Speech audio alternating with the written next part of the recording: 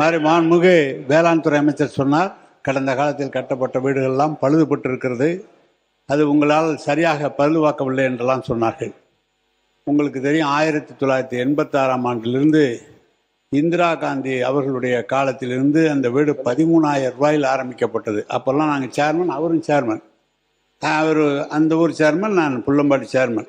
13,000 ஆரம்பிக்கப்பட்டு 3 லட்சம் ரூபாய் வரை நேரடியாக அரசாங்கமும் கான்ட்ராக்டுக்காரங்களும் கட்டுறதில்லை. அது இந்த பயனாளி பெருமக்களே கட்டுவது. அதுதானே தவிர பயனாளிகள் ஒவ்வொருவர் கூடுதலாக காசு பணத்தை போட்டு கட்டுகிறார்கள். ஒருவரோட பணம் இல்லை என்று சொன்னால் இருக்கிறதை வைத்து கட்டுகிறார்கள். அதற்கு தான் பிறகு தலைவர் தளபதி இருக்கும்போது சரி, கலைஞர் இருக்கும்போது சரி, ஏற்கனவே கட்டப்பட்ட சமத்துவபுர வீடுகள் எல்லாம் பழுது பார்ப்பதற்கென்று அதற்கென்று தனியாக நிதி ஒதுக்கி அரசு சார்பாக நிதி ஒதுக்கப்பட்டது. எனவே நீங்கள் கூட இப்போது 70,000 வீடுகள் 5 லட்சம் ரூபாய் செலவில் இந்த அரசு வழங்கி இருக்கிறது. இதை இன்னைக்கு ஏற்கனவே நம்முடைய அமைச்சர் அவர்கள் நேரடியாக சென்று பார்த்தார்கள். எல்லாம் பேஸ்மெண்ட் அளவில் இருக்கிறது என்றெல்லாம் சொல்லி இருக்கிறார்கள். அது பயனாளிகள் பெருமக்கள் அவர்களுடைய சௌகரியத்தை கட்டி கொண்டு இருக்கிறார்கள்.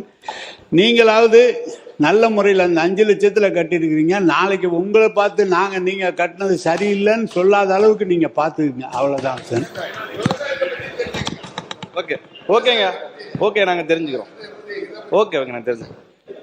மாண்புமிகு பேரவைத் தலைவர்களே, கடந்த 5 ஆண்டு காலத்தில் கட்டி கொடுத்த வீடுகள் நிறைய இடத்துல இடிஞ்சு தொங்குது. அதை அந்த மக்கள்கிட்ட கேட்டால் தெரியும். ஆனால் நமது முதலமைச்சர் ஆட்சியில கட்டி கொடுக்கிற வீடு இன்னொரு 50 ஆண்டுகளுக்கு ரொம்ப தரமா இருக்குன்றதை தெரிவித்துக் கொள்கிறேன். மாண்பு உறுப்பினர் உட்கார. மாண்பு நீர்வளத்துறை அமைச்சர் அவர்கள், நீர்வளத்துறை அப்புறம் தரேன். நீங்க அடுத்து உட்காருங்க. மூத்த உறுப்பினர் சொன்னாரு, நீங்களாவது ஒழுங்கா கட்டுங்க, நாங்க குறை சொல்லக்கூடாது அப்படின்னாரு. நாங்க எது செஞ்சாலும் சரியாதான் நாங்க செய்வோம். நீங்க ஐயோலாம் என்னாதீங்க. நீங்க நல்லா தெரிஞ்சுங்க. நீங்க ஒண்ணு நல்லா தெரிஞ்சுங்க உறுப்பினர்லாம், நீங்க கொஞ்சம் நல்லாவே தெரிஞ்சுங்க. இனி நீங்க கனவு கண்டா கூட இனிமேல் பட்டு நீங்க ஆட்சிக்கு வர முடியாது என்பதை தெளிவா சொல்லிக்கிறோம். புரியுதுங்களா? நீங்க இல்ல நீங்க அவர் மாண்பு உறுப்பினர் அவர்கள் என்ன சொன்னாரு, நீங்களாவது குறை சொல்லாத அளவுக்கு கட்டுங்கன்னு சொன்னார். அதை தான் நாங்க சொல்றோம். கண்டிப்பாக நாங்க தரமானதமா தான் கட்டுவோம். அதுக்கு தான் இந்த 5 லட்சம் ரூபாய். இதுங்க கலைக்கு தான் நாங்க போய் பார்த்துட்டு தான் சொல்றேன். உங்களுக்கு சொல்லிட்டேன், நாங்கள் அரசியல்வாதி அல்ல, நாங்கள் மக்களுக்கு செய்ய வந்திருக்கிறோம். நீங்க அதை புரிஞ்சுக்கீங்க. இத நீங்க சபையில நீங்க பேசும்போது நீங்க அது எப்படி பேசணுன்றதெல்லாம் உங்களுக்கு தெரியும். அப்படி இருக்கும்போது ஒரு மூத்த உறுப்பினர் சொன்னார்ன்றதுக்கோசம் நான் அதை சொல்றோம்.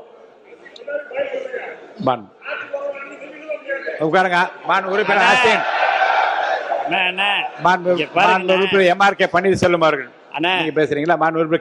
உறுப்பினர் அண்ணன், நான் உங்களுக்கு சொல்றேன், மக்கள்கிட்ட போய் நீங்க பாருங்க.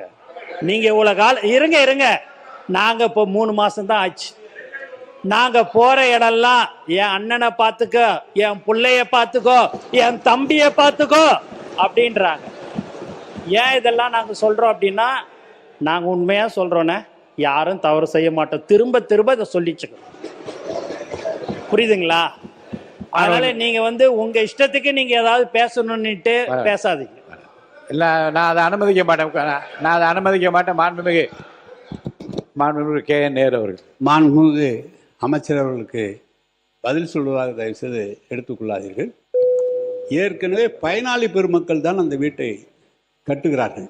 கான்ட்ராக்ட்காரர்களோ அல்லது நாங்களோ அரசு அதிகாரிகள் மேற்பார்வையிடுவது மட்டும்தான் அரசு அதிகாரிகள். அமைச்சர்களும் சென்று நீங்கள் எப்படி பார்த்து விட்டு வருகிறீர்களோ அதே மாதிரி தான் அமைச்சர்கள் பார்த்து விட்டு வருகிறார்கள். எனவே தான் நான் சொன்னது, எங்களுடைய காலத்தில் அது சரியாக இருந்தது. 1 லட்சம் வீடுகள் கட்டி அதை திறந்து வைத்து ஊரகத்துறை அமைச்சர் அவர்களும் முதலமைச்சரும் சென்று போகுது. நானும் போயிருந்தேன்.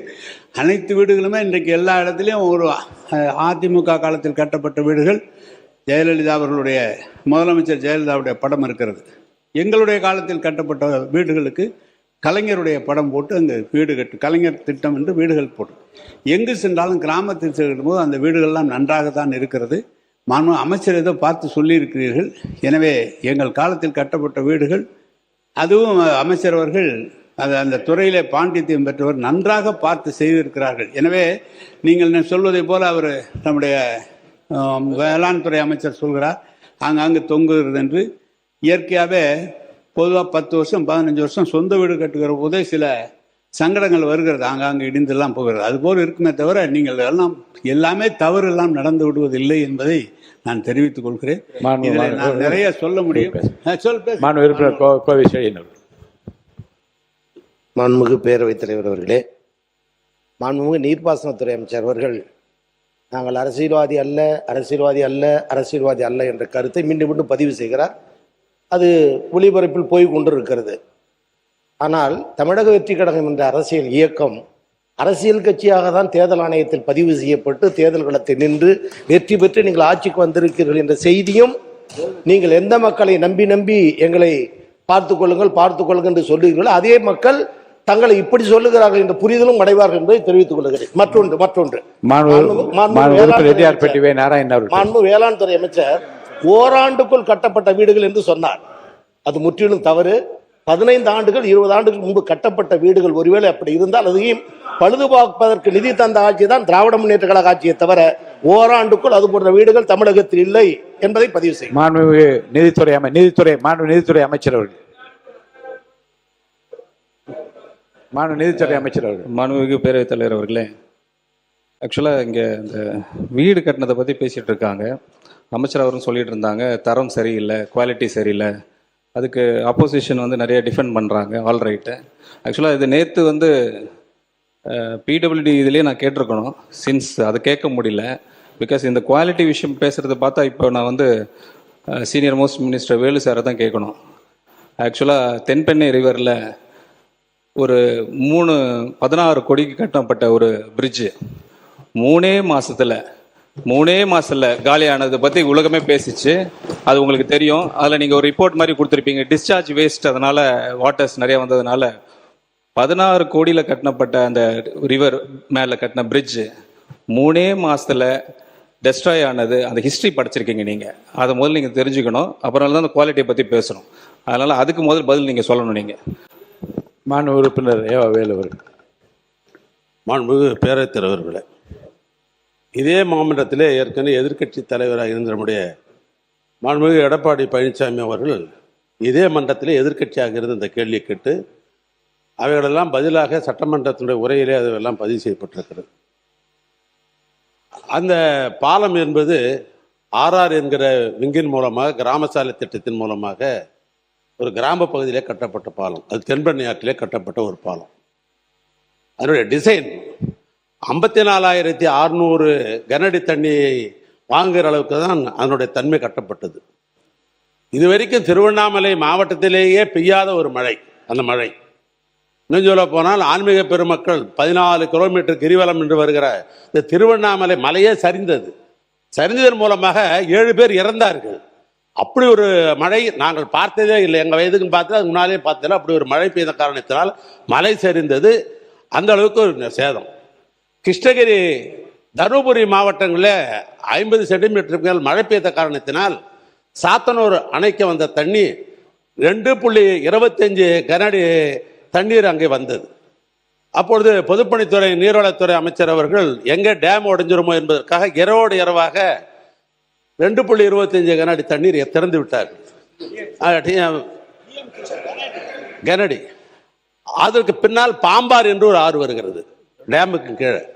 டிசைனு 54.600 தான் டிசைன். அது 3 மாதம் இல்லை, கட்டி கொண்டு இருந்த நேரம் முடிகிற தருவாய். அது அப்படிப்பட்ட நேரத்தில் டேம்லேருந்து 2.25 பாம்பாருடைய தண்ணி இவைகளெல்லாம் சேர்ந்த உடனே 3 லட்சம் கனஅடி தண்ணி பிறந்த உடனே அதனுடைய தாங்கும் திறன் இல்லாமல் அது அடித்து கொண்டு போனது என்று அந்த டிசைன்லாம் விளக்கம்லாம் சொல்லி ஏற்கனவே சட்டமன்றத்தில் பதிவில் இருக்கிறது. அது இயற்கையினுடைய சீற்றம். அந்த டிசைன் மேலே இன்ஜினியரிங் மேலே குறை சொல்ல முடியாதது. ஏன்னா கட்டினது 54.600 ஆனால் வந்த தண்ணி 3 லட்சம் கன அடி தண்ணி. அப்படி என்கிற பொழுது அதை தாங்காமல் அந்த பாலம் போன்று என்பது இதே சட்டமன்றத்தில் ஏற்கனவே பதிவு செய்யப்பட்டிருக்கிறது. அதான் உண்மை நிலை. அதுக்குன்னு ஒரு குழு போடப்பட்டு அவர்களெல்லாம் கூட ரிப்போர்ட் கொடுத்தாங்க. இதில் டிசைனில் தப்பு இல்லை. இந்த மழை பெய்த காரணத்தினால் 3 லட்சம் கனஅடி தண்ணீர் தாங்குகிற திறன் இல்லாமல் பாலம் அடித்து போனது என்பதுதான் உண்மை. மாண்பு பொதுப்பணித்துறை அமைச்சர் அவர்கள். மாண்புமிகு பேரவைத் தலைவர்களே, இப்போதான் முதலமைச்சர் சொன்னார், நேற்றிலிருந்து ஒரு விவாதம் வந்து அந்தந்த மானிய துறை கோரிக்கை வரும் பொழுது நம்மளுடைய பேச்சுகள் விவாதங்கள் வந்து அந்த துறையை தாண்டி நிறைய விவாதம் பொழுது சாயங்காலம் 5 மணி 5:30 மணி வரைக்கும் நம்மளுடைய விவாதம் கண்டினியூ ஆகுது. நம்மளுடைய உறுப்பினர்கள் இன்னைக்கு இருக்கக்கூடிய மானிய கோரிக்கை விவாதத்தை நோக்கி மட்டுமே நம்ம பேசினா நல்லா இருக்கும்னு நினைக்கிறோம். மாண்புமிகு மூத்த உறுப்பினர் சொன்னார், அவர் கட்டின அந்த பாலம் நம்மளுடைய நிதியமைச்சர் சொன்னார் அதில் என்ன சிக்கல்கள் பிரச்சனைகள்னு. நான் நேற்றே அதை சொல்லிட்டேன். இந்த அவையில் வந்து ஆதாரத்துடன் இருந்தால் தான் சமைக்கணும்னு. 5 வருஷமா கிட்டத்தட்ட ஒரு 1 லட்சம் கோடி ரூபாய்க்கு நெடுஞ்சாலைத்துறையும் பொதுப்பணித்துறையும் சேர்ந்து ஒரு பட்ஜெட்டை அவர் தாக்கல் செய்து பணிகள் செய்திருக்காரு. ஒவ்வொரு ரூபாய்க்கும் வெள்ளை அறிக்கை ரெடி ஆயிட்டு இருக்கு. மாண்பு முதலமைச்சருடைய கவனத்திற்கு போய் அந்த வெள்ளை அறிக்கை கூடிய சீக்கிரத்தில் செய்யப்படும். அப்பொழுது அந்த பாலத்தோடைய பிரச்சனை என்னங்கிறது தெரியும். கல்லணை கட்டினது சோழர்கள் காலத்துல, இன்னும் எத்தனை மழை வந்தாலும் நல்லா தான் இருக்கு அந்த பாலம்லாம். நம்ம காலத்துல கட்டுற பாலம் தான் 3 மாசத்துல அழிஞ்சு போகுது. அதுக்கு வெள்ளை அறிக்கையில பதில் வருங்கிறத நான் பதிவு பண்ணி மானிய கோரிக்கை விவாதத்துக்கு நம்ம போகணுங்கிறது என்னோட தாழ்வான